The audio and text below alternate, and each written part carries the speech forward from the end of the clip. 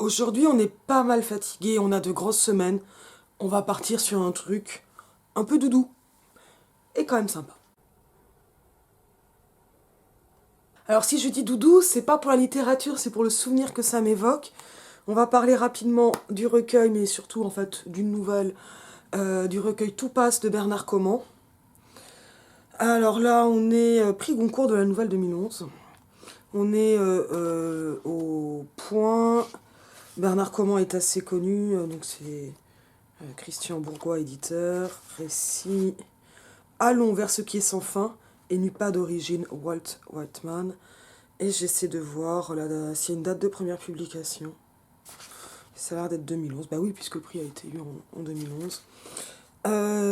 Et là, on est en dépôt légal 2012. Voilà, c'est ça que je cherchais. Euh, alors, bah, j'avais pas tellement de raisons de lire tout passe. Et en fait, il est même assez dur à trouver actuellement en librairie. En tout cas, ça, il faut le commander. Mais j'ai fait participer mes classes l'an dernier de lycée à un projet de la région Île-de-France qui s'appelle Leçons de littérature. Vraiment, je le conseille si on est enseignant de français. Je sais pas si les profs doc peuvent le faire. Mais en Île-de-France, parce que voilà, c'est un projet de la région Île-de-France, il y en a d'autres dans d'autres régions que je connais pas et qui sont certainement très bien. Et qui fait venir un écrivain ou une écrivaine dans 1 heure. Alors ça peut être dans une seule salle de classe, en général on en fait quand même un événement qui va faire une conférence sur la littérature. Alors c'est assez audacieux comme projet parce que, l'air de rien, moi j'avais des secondes. Hein. Donc 3 quarts d'heure de conf sur la littérature avec des secondes, c'est pas gagné. C'est pas gagné du tout. Alors qu'est-ce qui s'est passé? Comment j'ai fait les choses? Donc moi c'est ma proviseure qui me l'a proposé juste, en juin, hein, quand j'ai su que j'avais cette affectation-là dans ce lycée-là. Moi, j'ai dit oui sans trop y penser. Ça m'est retombé dessus à la rentrée. Bon, vous savez, hein, moi, c'est. Globalement, j'ai eu au téléphone avant le décès de mon père, mais il est décédé, je sais plus, 1 ou 2 semaines après seulement. Donc, évidemment que j'y pensais plus tellement, et puis que moi, l'été, avant le décès de mon père, avant d'arriver au lycée, très concrètement, je n'ai rien préparé pour le lycée. Je savais que ce serait une année horrible. Je me suis pas trompée. Et donc, ce que j'ai préparé, c'est la recherche, puisque, voilà, il y a cette double carrière, si on peut dire. En tout cas, cette double carrière m'a amené des triples ou quadruples journées, ça c'est sûr. Et je savais, par mon expérience en IUT, pas parce qu'il s'agit de l'UT ou du lycée, hein, mais que. Et ça m'avait pas fait ça avec d'autres cursus, mais parce qu'en fait je les connaissais mieux et que je m'en souvenais mieux. Là, je suis désolée, quand je suis arrivée en sortant de ma thèse et de mes dernières années d'ATER, je ne savais pas à quoi ressemblait un lycéen. Voilà, clairement. Ni à quoi ça ressemblait de faire cours au lycée. Donc j'avais fait le pari de ne rien préparer pour le lycée, sauf la séquence de rentrée. Je n'ai pas complètement rien préparé, mais je me suis donné des repères. Cela parce que je me connais bien et je sais que je travaille très vite, improvise quand même pas mal, on le voit sur YouTube. Et j'avais vu en arrivant à l'IUT, j'avais tout préparé, et dès le début, j'ai vu que ça collait pas du tout avec ce qu'il fallait faire, et donc sur les premiers cours, ça allait pas, j'ai bossé. Et j'ai tout de suite senti, voilà, comment changer les choses, et là, le reste du semestre, au début, ils rechignaient, mais ça s'est bien passé, ils étaient contents, enfin voilà, ça avait été chouette. Pour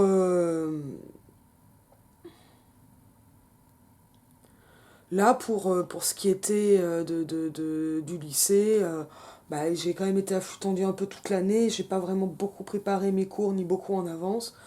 En revanche, bon, voilà, il y avait quand même des deadlines, hein, les conseils de classe, leçon de littérature qui est tombée juste avant une audition CNRS, ça tombait pas très bien, ça.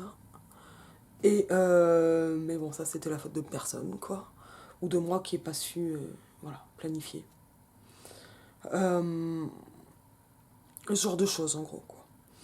Et en fait, on ne choisit pas l'écrivain, l'auteur, on le sait un peu en amont. Alors parce que l'enseignante va donner des critères. Je sais plus si les collèges peuvent participer au dispositif, je ne suis pas sûre. Il est quand même demandé de s'associer avec la médiathèque ou la bibliothèque, plutôt c'est des médiathèques aujourd'hui du secteur, Donc, bah, moi, je suis allée dans la médiathèque de ma ville et j'ai amené une de mes classes. Et puis, la médiathécaire est venue. Enfin, voilà, on fait le lien. Et je voulais faire plus avec la prof doc. Et là, le temps a manqué. Euh, et voilà, j'ai rassemblé mes 3 classes de seconde dans la grande salle de conférence du lycée. Donc, rien que ça, c'est le bordel. Mais je faisais le regard méchant et ça tenait. Et bah, Monsieur Comment a pris la parole et ça a été un très très chouette moment. Alors, bah, les lycéens, voilà, il a fallu un peu les préparer à ça parce que moi je suis arrivée un peu en mode universitaire et ça a été un peu brutal pour eux, surtout pour eux d'ailleurs, puisque pour moi de pas avoir des cours dictés, quoi. Moi je dicte pas les cours, enfin j'ai fini par les dicter, mais pas comme ils auraient voulu, puis ils auraient voulu au tableau. Ils n'ont pas eu au tableau. Et j'ai pas cédé. Et c'est formateur, mais c'est un peu dur, quoi. Il faut aussi. Voilà. On a des méthodes différentes, toutes et tous, et c'est. Et certaines sont nettement meilleures que d'autres, toutes ont des avantages ou des inconvénients, mais en fait, on fait aussi ce qu'on peut, quoi. Et donc, la meilleure, pas toujours la meilleure pour les élèves, mais c'est celle qu'on peut faire, en fait. La meilleure, c'est la faisable, et c'est déjà bien. Et ça peut être la faisable à un moment aussi. Moi, je savais que j'allais arriver complètement défaite au lycée, par exemple. Donc j'avais très peu d'énergie pendant l'été, après le décès de mon père, donc j'ai fait ce qui avait besoin de concentration, donc j'ai dépouillé mes Saint-Simoniennes, c'est-à-dire le corpus, et ça m'a permis franchement, ça m'a permis de tenir l'année et de survivre. Et puis pour le reste, après, ben, merci les potos, confier des cours, de l'aide, des tuyaux, des machins, parce que ça a vraiment, vraiment aidé à me mettre sur les rails. Bah, c'était pas facile. Et donc alors, c'était vraiment pas facile. Mais avec aussi plein de joie et plein de moments chouettes et marrants et tout ça, dont leçon de littérature, ça a été un moment très chouette. Mais moi, je me suis retrouvée à, allez, une semaine et demie de l'événement, je savais qu'il venait et j'avais rien préparé.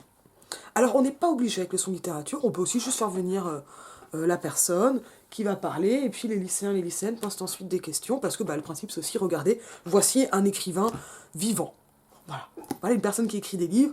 L'idée, j'imagine, c'est aussi de montrer que les gens qui écrivent des livres, ils sont pas tous morts et dans les bouquins de français, qui peuvent être dans les bouquins de français vivants, ou pas dans les bouquins de français, mais écrire. Et en fait, c'est un choc hein, quand on est en seconde de se dire oh, c'est quelqu'un qui écrit des livres. Bon, moi j'avais quand même envie, c'est plutôt conseillé par la région, puis c'était une chose dont j'avais envie de.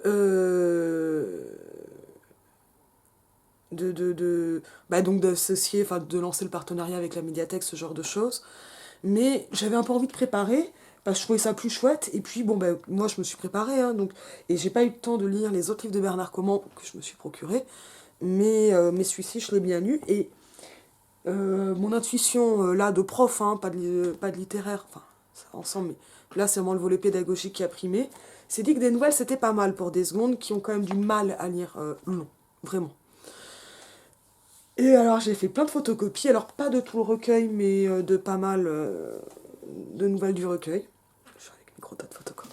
Alors avant, ça veut dire que j'ai scanné et tout, enfin, pour voilà, réduire, que ça fasse le moins de feuilles possible. Bon, il y a toute une part de bricolage dans l'enseignement hein, qui est compliqué, mais bon, faut le faire, on le fait, on se débrouille. J'ai posé le tas sur le bureau au début d'un cours. Bonjour à toutes et à tous, et là, bon, je suis vraiment embêtée. Parce que dans tant de jours, je crois que c'était 10 jours, 15 jours, je sais plus exactement, ça dépendait des classes. Parce que je l'ai fait ça en finissant la séquence. J'ai vraiment un problème, je vais avoir besoin de vous. Oh, grand silence. Je suis vraiment embêtée parce que là, on a un écrivain qui vient au lycée la semaine prochaine. Il s'appelle Bernard Comment. Alors, je ne l'ai pas dit tout de suite, non. Voilà. Et j'ai rien préparé. J'ai besoin de vous. Mais madame, vous voulez qu'on fasse quoi et tout. Bon. Eh ben, ce qu'on va faire, c'est qu'on va se mettre en groupe de lecture. Je vous distribue les nouvelles. Alors, bien sûr, ils avaient un exemplaire chacun, mais j'avais prévu voilà, que ça permettait de faire des groupes. Et puis, pour mieux le connaître, on va se répartir les nouvelles. Et en fait, je leur ai fait faire de l'arpentage. Donc, on n'a pas découpé le bouquin, ce qui n'est pas inintéressant de découper le bouquin, mais ce qui n'est pas très pratique quand on doit maintenir un peu de temps. Et je les ai fait bosser en groupe pour lire les nouvelles. Et les nouvelles de Bernard Comment, c'est une crème pour faire ce genre d'exercice. Ça marchait hyper bien. Et puis en plus, bah, faut qu'on fasse les autres, exposé de groupe, oral. Il m'avait demandé de l'oral, il n'en avait pas encore eu beaucoup, j'avais pas le temps. Boum, ça passait. On se note les uns les autres, et puis la classe apprend à poser des questions. Ça, c'est ce qui a le moins bien marché, mais ça s'est un peu mis en place au fur et à mesure. Et avec cette idée de bah, comment on va présenter la nouvelle aux autres qui n'auront pas le temps de la lire. C'était quand même plutôt chouette. Moi, j'ai trouvé ça super drôle. Et il se trouve que les nouvelles de Bernard Comment ne sont pas des nouvelles à chute, mais dans Tout passe, et toutes les nouvelles sont des nouvelles mystérieuses ou dont on ne comprend pas exactement le sujet de l'intrigue. Mais quand on réfléchit, en fait, quand le lecteur se met en position de détective, on va commencer à le comprendre, en gros. Et ça a été génial. Parce que, on va mieux le comprendre, je vais lire la dernière du recueil. Peut-être couper des passages, hein, mais ça a fait qu'il fallait... Il y a eu, et donc dans tous les groupes des 3 classes, à chaque fois, à un moment, plus ou moins tôt, ou tard, ça dépendait des groupes, c'était « Mais madame, je comprends pas ce qui se passe. » Je dis « Mais alors, à votre avis, qu'est-ce qui se passe ?» Bah, il y a ça, et mais là, on se pose des questions, et moi, je pense que ça. Eh ben, c'est ça qu'il faut que vous présentiez. Comment on se pose des questions. Et donc, ça a permis à mes petits pitchous, là, de se dire, mais si je comprends pas, c'est peut-être parce qu'en fait, c'est la façon dont c'est raconté qui est faite pour qu'on ne comprenne pas directement et qu'on se pose ces questions-là. Et donc, quels sont ensuite les indices et comment on va se dire ça? Et là, bah, ça fait quand même des super... pas fiches de lecture, c'est plus intéressant que ça. Puis je leur avais mis une petite trame.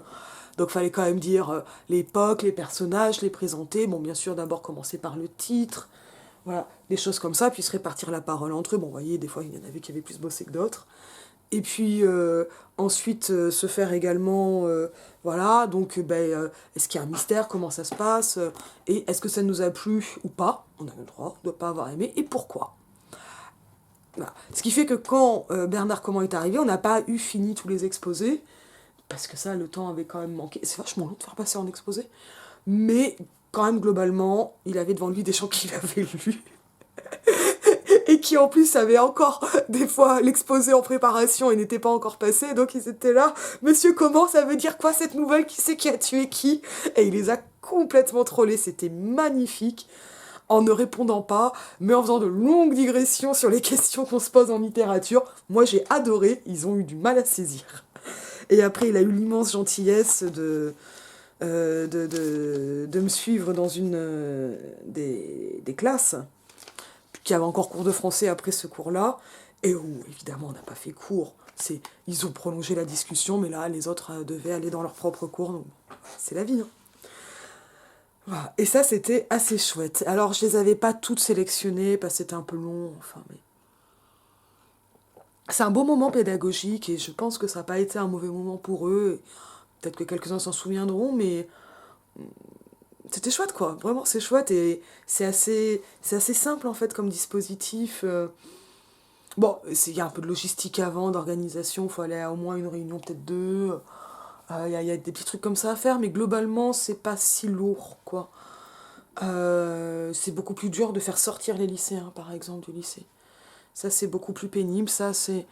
Voilà, juste faire venir quelqu'un comme ça. Mais ça fait un événement à l'intérieur du lycée, alors c'est quand même sympa. C'est quand même sympa d'avoir un événement, la région envoie des affiches et tout, enfin. Eh ben, il y a un petit côté monsieur loyal, hein, quand on est prof, et donc on anime, on y va, ça j'aime bien. Une panne. Donc je suis à la page 133, c'est la dernière du recueil. Les baies vitrées s'élèvent jusqu'au plafond en acajou. La lumière est tamisée par un voilage en tissu gris-perle, et sur les murs blancs, rien d'autre que des prises électriques, au bas des parois, d'innombrables prises électriques alignées à 20 centimètres du sol. Les tables de travail forment des rangées d'une 30aine de mètres chacune, sur un sol en parquet sombre. Il y a 420 places de travail en tout, rigoureusement identiques. Un petit rectangle de bois avec en son centre un écran amovible qui se redresse au gré de la demande de l'utilisateur. Mais pour l'instant, tout est à plat. Un silence inquiet règne dans la salle. À l'entrée, la responsable m'a prévenu que cela pouvait durer 5 minutes, comme plusieurs heures. Ce type d'incident est heureusement très rare. Tout marchait à merveille ce matin. Et depuis 1 heure à peine, plus rien. Certains se sont découragés. Vous trouverez facilement de la place, là. 246 par exemple, vous qui émettez sur les côtés, vous y serez bien. Je n'ai pas demandé mon reste et suis allé m'installer, tout heureux de ne pas être en plein milieu d'une rangée à la croisée de trop de regards. Non pas que j'ai quoi que ce soit à cacher, mais je n'aime pas qu'on me regarde. Je n'aime pas qu'on me parle non plus. Une bibliothèque est faite pour la lecture, rien d'autre. Des discussions à voix basse se sont engagées, ça et là. Un petit groupe s'est même formé. À l'angle nord-est, des signes d'impatience commencent à se lire sur les visages. Un certain désarroi aussi. Faut-il partir et tout laisser en plan? Ou rester avec le risque de gâcher toute la journée? La jeune femme, assise à côté de moi, a progressivement tourné sa chaise sur son axe et me fait face à présent. Ses yeux balayent la salle de long en large. Elle fronce les sourcils, semble réfléchir, puis me dit, sans agressivité aucune, avec même un peu de tendresse ou d'étonnement bienveillant, à votre âge, vous avez encore accès à l'étage des professionnels. Je ne puis distinguer dans le contre-jour si elle sourit. Je voudrais esquiver, mais ce serait impoli. Je lui réponds simplement que j'ai droit à quelques privilèges, des privilèges acquis depuis longtemps, que personne ne s'est avisé de remettre en question, même lors de la mise en service des nouvelles installations. C'était quand même un grand changement, une bibliothèque sans livres. Ça m'a fait bizarre. Non, ça ne lui semble pas si bizarre. C'est moi qu'elle doit trouver étrange. Surtout quand je lui dis posséder chez moi plusieurs milliers de volumes. Au prix des logements, s'écrie-t-elle. Visiblement, elle ne comprend pas à quoi ça peut servir. Comme pour aggraver mon cas et par un sens irrépressible de la dérision, je lui évoque des déménagements, tous ces cartons à remplir, à numéroter ou étiqueter, le transport, déballer de nouveau l'ensemble, chaque fois. J'avais un temps décidé de restreindre mon catalogue en ne gardant que les titres indispensables. Mais c'est si difficile. Il y a les souvenirs accrochés aux lectures, les notes prises dans les marges, j'ai toujours à noter mes livres, quelle que soit leur valeur. De toute façon, je possède peu d'exemplaires de bibliophilie. Le mot échappe à sa compréhension ou lui semble incongru. Elle ne peut supposer à quelle passion ni à quel négoce cela a correspondu pendant si longtemps, la bibliophilie. Le terme doit lui sembler inconvenant, plus proche à ses oreilles de la pédophilie que d'une activité noble. L'était-elle tant que ça d'ailleurs, avec sa logique d'embaumement et de poussière? Je regarde dans le vide tout en parlant. Les souvenirs remontent. Un hiver de mon enfance, les premiers petits volumes à couverture rouge. Le personnage s'appelait Jacques Rogy, une sorte de détective. J'ai lu cela vers 7 ou 8 ans. À l'occasion d'une grippe, ma mère me l'avait rapporté des courses. Elle était passée dans une librairie, mais qui se souvient aujourd'hui des librairies? Et j'avais alors découvert le plaisir de tourner les pages, haletant, les yeux fiévreux, le corps courbaturé. Lors d'une autre grippe, beaucoup plus tard, seul dans la froidure d'une maison isolée dans la campagne anglaise, j'avais dévoré Guerre épée, dans une banale édition de poche. La maladie convient aux grandes fresques. Et j'avais autant de fièvre sans doute lorsque j'avais enchaîné à toute allure les Thibaut dans la même solitude d'une chambre encore l'hiver, tandis que la recherche du temps perdu se fut en été. L'heureuse convalescence d'un accident triste dans l'indolence des fenêtres ouvertes et des bruits lointains. Car ça peut être important le bruit, celui qui n'interrompt pas, il peut aller jusqu'à interférer en douceur, par une curieuse coïncidence, comme lorsque lisant Le bruit et la fureur sur une pelouse de maison de campagne, par une douce journée de juin, les cris et paroles des voisins me semblaient sortir du livre dans un étrange effet de surimpression ou d'écho. Elle ne m'écoute plus, sans bouger toutefois de sa chaise. La pénombre gagne progressivement la grande salle. J'aimerais lui parler de La beauté sur la terre, mon livre préféré de Ramu, probablement parce que je n'aime pas la montagne, ou de Hermann Hesse, lui intégralement à l'adolescence, et qui allait disparaître de mon monde intérieur par la suite sans que je sache bien pourquoi, ou de Kerouac de Steinbeck, toujours l'adolescence, et Claude Simon, et Paradiso de Lezama Lima, et Carlos Drummond de Andrade, et une édition de Lautréamont chez GLM en 1938 avec de très belles illustrations d'artistes surréalistes. Une sélection de poèmes de Hölderlin par Pierre-Jean Jouve avec la collaboration de Pierre Klossowski chez Gio Fourcade en 1930. Finalement, je lui cite quelques vers de Borges à voix très basse pour ménager mon souffle, pas des vers, des phrases, des débris. Le temps connut un jour qui ferma les derniers yeux qui virent Jésus-Christ. La bataille de Junin et l'amour d'Hélène moururent avec la mort d'un homme. Qu'est-ce qui mourra avec moi quand je mourrai? Quelle forme pathétique ou périssable monde perdra-t-il? La voix de Macedonio Fernandez, l'image d'un cheval roux dans le terrain vague entre les rues Serrano et Charcas, une barre de soufre dans le tiroir d'un bureau d'acajou. Je sens son regard fixé, avec la plus grande attention sur mon visage, sans voir ses yeux pour autant. L'obscurité enveloppe tout, seule une pâle lueur lunaire filtre à travers les vitrages. Les gens qui partaient à mon arrivée ont été les derniers à pouvoir sortir. Depuis, les portes automatiques sont bloquées. On dit que le problème toucherait tout le quartier, que la ville entière serait paralysée. Il y a malgré tout une résignation, plus forte que l'angoisse. Les gens attendent, parlent à voix basse. Quelle forme pathétique disparaîtra-t-elle avec moi? De quoi serais-je le dernier témoin direct? Il y a beaucoup de vieillards à travers la planète, et l'information circule si vite, témoignages, souvenirs, journaux intimes. Il est devenu très improbable de pouvoir situer les moments précis des extinctions de mémoire. Peut-être le bruit sec et sonore d'un fer lâché par le maréchal Ferrand pour porter secours à une femme gigotant par terre, victime d'une crise d'épilepsie. Devant moi, petit garçon médusé, incapable de la moindre réaction. Il lui tenait la tête d'une main ferme pour qu'elle n'aille pas se cogner contre le sol. L'écume jaillissait de la bouche d'une écume blanche bientôt veinée de rouge. Et tout à coup, le corps étendu avait retrouvé son calme, paisible, fatigué. J'étais rentrée chez moi sans rien dire à personne. Il n'y a plus de maréchal Ferrand. L'épilepsie redevient plus fréquente, paraît-il. Ce qu'on oublie de souligner, dis-je à la femme en murmurant presque, nous sommes très proches l'un de l'autre, je pourrais lui parler dans l'oreille, c'est qu'une bibliothèque est autant, sinon davantage faite des livres qu'on n'a pas lus que de ceux déjà lus. Je hoche la tête pour appuyer ma conviction. Tous ces volumes qu'on a peut-être ouverts, dont on a picoré un morceau ou l'autre, mais qu'on se réserve pour plus tard. Pour l'avenir, je souris. Parler d'avenir à une jeune femme, moi, le vieillard, dont le compte à rebours est commencé depuis longtemps, ils sont très importants, ces livres pas lus, et forment une précieuse compagnie, un horizon qui aimante, une assurance de vie future. Ils attendent. Leur tour peut venir à tout moment. Ils font partie de vous. C'est parfois une œuvre entière, plusieurs gros volumes, un monde à conquérir. Plus tard, comme c'est beau de pouvoir se dire plus tard, oui, plus tard.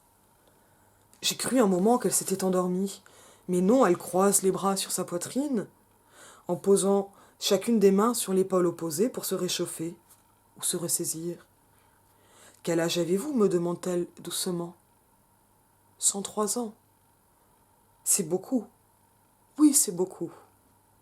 Elle secoue les épaules, se gratte les cheveux au-dessus de la frange en baissant la tête. Vous n'avez pas peur demande-t-elle encore. Je ne réponds pas. J'ai la gorge sèche d'avoir trop raconté. De nouvelles rumeurs circulent dans la bibliothèque. Le pays entier serait figé dans une panne générale. Comment donc de tels bruits peuvent-ils parvenir jusqu'ici alors que tout est bloqué et fermé?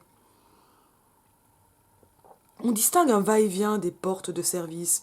Des secours semblent s'organiser. La responsable de l'accueil, un employé qui n'était pas dans la salle jusqu'ici, parcourt les rangées et distribue des couvertures de survie. C'est vrai qu'il fait froid, très froid tout à coup. La climatisation s'est arrêtée depuis plusieurs heures.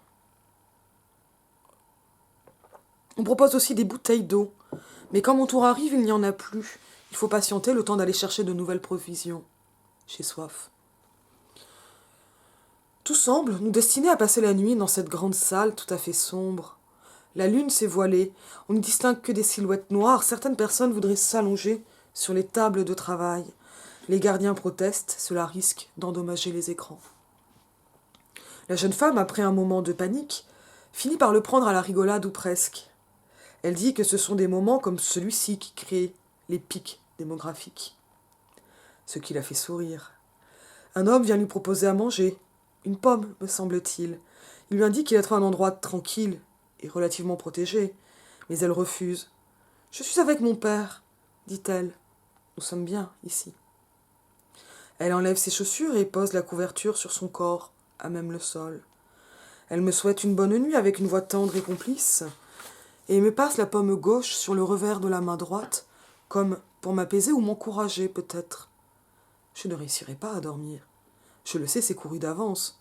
Drôle d'expression à mon âge. Il me faut la compagnie de quelques livres pour m'endormir, ne serait-ce qu'un seul sur le chevet, comme parfois dans des chambres de vacances. On ne peut pas toujours être entouré d'une bibliothèque. Jamais de ma vie je n'ai dormi sans un livre à portée de main. J'ai envie d'une cigarette. Je lui demande comment elle s'appelle. Louise, répond-elle. Si j'avais eu une fille, je l'aurais baptisée ainsi. Je n'ai pas eu de fille. Je n'ai pas eu d'enfant. Mes livres seront dispersés. Plus personne ne s'y intéresse de nos jours. Je lui dis que je vais essayer de trouver un coin pour fumer une cigarette. Elle a un sourire amusé et elle me dit « Vous êtes vraiment dans notre temps ». À mon tour, je souris, les détecteurs de fumée sont forcément en panne. Il suffira que je m'isole. Ils ne sentiront pas tout de suite l'odeur, une seule petite cigarette dans cet immense volume d'air et de vide. Et si le courant ne revenait plus ? Alors ça, c'est une nouvelle qui est plus tendre et plus facile que d'autres. C'est pas un recueil qui est toujours facile ni à décrypter, ni dans ce qu'il raconte. On peut avoir du sordide, alors pas du gore, mais du sordide, vraiment du sordide. Là, on est dans un moment un peu... On est dans quelque chose que j'avais beaucoup aimé chez Philippe Cadic, pour les gens qui sont abonnés depuis longtemps ou qui me regardent depuis longtemps. Et que j'avais adoré dans Le Maître du Haut-Château, mais ça fait partie de mes premières vidéos. Et vraiment, je m'étais concentrée sur un passage très très précis de Philippe Cadic sur les collectionneurs du passé, mais en fait dans le futur. Et là, on a quelque chose d'assez proche, mais avec bien moins de science-fiction, mais aussi quand même proche de la science-fiction. Et concrètement, c'est un genre de science-fiction ou d'anticipation. Je suis pas très bonne en catégorie générique. Parce que, bon, ben, voilà, on est projeté dans un monde lointain, on comprend qu'il n'y a plus de livres, qu'en plus on ne fume plus non plus. On peut à peu près le dater, puisqu'on a des dates et son âge, par exemple. Mais ça semble encore un peu plus longtemps, parce que l'idée, c'est d'avoir ce phénomène d'anticipation, que ce soit loin, et qu'on ne... Et de toute façon, d'imaginer ce monde d'après, où la bibliothèque devient un lieu quand même, pour le moins incongru, puisqu'une bibliothèque ne contient plus de livres. Et qu'avoir des livres chez soi, c'est rare. Et donc...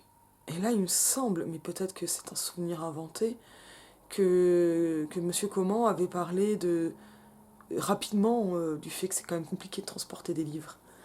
Et que nos petits lycéens du 93 ne se rendaient pas trop compte de cette complexité. Mais ils avaient bien aimé la nouvelle, alors globalement, ils n'avaient pas trop aimé le fait que ce soit si mystérieux, ils auraient préféré des vrais récits à chute. Et moi, je trouvais très intéressant que ce ne soit pas des vrais récits à chute, même si là, on s'en rapproche par cette question finale, très ouverte, et si le courant ne revenait plus, avec des gens enfermés donc dans une bibliothèque sans savoir ce qui va se passer, tout de même des rumeurs d'un ailleurs. Comment ça va être mis en place ? Eh bien, en fait, par différents procédés narratologiques qui vont être, on se rappelle de ce que Marc Mongenot, me semble-t-il, appelle le paradigme absent. La grande question de la science-fiction et de comment, en fait c'est une des grandes questions quand on fait des textes de fiction, comment on distribue l'information. C'est aussi une question des textes de théorie, mais elle se pose très différemment évidemment. Globalement, est-ce qu'on va commencer à Beauvau, faire un grand exposé, ça c'est des trucs qu'on trouve en fantasy par exemple, et après boum on a l'histoire, et donc en fait on apprend sa leçon, quoi, et après on y va, ou est-ce que on va être plongé dans un monde, in medias res, dans lequel on va découvrir petit à petit. On se rappelle que dans Chronique du pays des mers, Von Aberg a choisi ce in medias res, mais avec un personnage d'enfant, plutôt naïf et marginal, et avec elle a une fonction, un métier en fait, d'enquêtrice, d'abord amatrice on va dire, ensuite professionnelle, qui justifie d'autant les questionnements sur le monde et donc qui permet, par l'exploration de Lise Bay, l'exploration de ce monde. Bon, là, on est dans quelque chose qui est beaucoup moins vaste que la fresque de Chronique du pays des mers, qui est quand même un pavé, quoi. Moi, j'ai adoré, on s'en souvient, parce que là, on est au niveau de la nouvelle. Et donc, si les questions sont les mêmes, les contraintes sont quand même différentes, parce qu'il ne va plus s'agir donc d'un grand exposé, mais plutôt d'être allusif. Et là, On va le voir avec le discours intérieur du personnage qui parle à la première personne, ce que l'on attrape de la conversation avec Louise, ça c'est quand même aussi assez intéressant, des commentaires et donc bien sûr dans les pensées du personnage, les analepses qui vont permettre de restituer un ensemble qui reste très mystérieux, notamment parce que les personnages eux-mêmes, on a focalisation interne, on en sait donc autant que les personnages, eh bien ne savent pas ce qui se passe dehors. Et on peut même dire que le narrateur en sait même moins que les autres, puisqu'il met en doute ce qui a pu se passer, ou donc les informations qui sont transmises, comment peuvent-ils le savoir, puisque l'endroit est fermé. Donc ce qui est entendu est vraiment mis à distance par cette rumeur, et finalement les souvenirs prennent le pas sur la description du lieu. Ça vaut peut-être le coup de relire le premier paragraphe, page 133. Les baies vitrées s'élèvent jusqu'au plafond en acajou. La lumière est tamisée par un voilage en tissu gris perle et sur les murs blancs, rien d'autre que des prises électriques au bas des parois, d'innombrables prises électriques alignées à 20 cm du sol. Et là, en fait, cette première phrase, qui pouvait sembler complètement anodine, met en fait en avant, en exergue, une négation exceptive, rien d'autre que, qui annonce, mais sans que ce soit encore clair, ce qui est en lien direct, donc on se rappelle type thématique, une panne, donc prise électrique et panne, on peut voir un lien, en tout cas ça peut se relier assez rapidement, mais on n'a pas de quoi comprendre qu'on est dans une bibliothèque, et c'est à la relecture qu'on peut noter cette négation exceptive, rien d'autre que, parce qu'en fait, eh ben, il aurait attendu autre chose. Et on ne sait pas grand-chose sur le personnage. Par exemple, lui, on ne sait pas son nom. On ne sait pas pourquoi il a ces privilèges d'accès au niveau des professionnels. Tout est décrit, 420 places de travail, rigoureusement identiques, etc. Et finalement, l'événement perturbateur est déjà arrivé au moment du début du récit, qui en fait commence par une description. Mais pour l'instant, tout est à plat. Donc il y a, et donc un autre présent, vraiment dénonciation, un silence inquiet, et pas inquiétant, c'est intéressant qu'il ne soit jamais inquiet, lui, règne dans la salle. Et dans un monde qui est plutôt menaçant, on peut noter comment un autre homme essaie de parler avec cette jeune femme juste après la mention des pics démographiques. Bon, ben voilà, on est sur un moment de drague, et elle-même se protège en faisant passer le narrateur pour son père. Donc la menace, c'est là la finesse de Bernard Comment. Il n'y a pas besoin d'en dire beaucoup pour comprendre. Et puis si on passe à côté, est-ce que c'est grave? Non. Mais là, on a des éléments qu'on pourrait retrouver, par exemple, dans la parabole du semeur d'Octavia Butler. Et il y a apparemment une nouvelle traduction de Butler en français, il faut que je me jette dessus, mais en ce moment, j'arrive à me jeter sur rien du tout. Quand j'arrive à me traîner, c'est pas si mal. En tout cas, ça fait partie des choses qui sont prévues à un moment. Ça m'avait vraiment plu, la parabole du semeur aussi. Mais sur le danger accru quand on est, dans le cas de la parabole du semeur, et en plus une femme et une femme noire. Et donc, quels sont les nouveaux dangers quand on va entrer dans ce monde du futur, qui est dystopique, qui est franchement dystopique dans la parabole du semeur? C'est plus compliqué. C'est plus compliqué dans le cas d'une panne, parce que finalement, le moment est plutôt doux. Et en même temps, par exemple, le silence est inquiet. Il n'est pas inquiétant. Donc, il est inquiet pour les autres. Et la responsable, en même temps, donne des propos rassurants. Il s'assoit, un dialogue émerge, et ça va amener aux analepses. Donc, futur post-apo, peut-être. Moi, je dirais qu'on est juste avant, et que ça reste un peut-être, qui est là, possible, comme d'autres, raconté par un vieil homme de 103 ans. Et le fait qu'il s'agisse d'un vieil homme permet aussi d'avoir une épaisseur temporelle que la nouvelle, normalement, ne permet pas. Beaucoup de choses comme ça, très très fines dans Tout passe, qui m'avaient vraiment bien plu. Et qui en plus m'avait pas forcément... il y a eu un petit moment pour que ça me plaise. C'est assez déroutant et c'est très très fin. C'est vraiment bien. Vraiment bien, et une belle école de lecture. On recommande, et je vous dis à bientôt.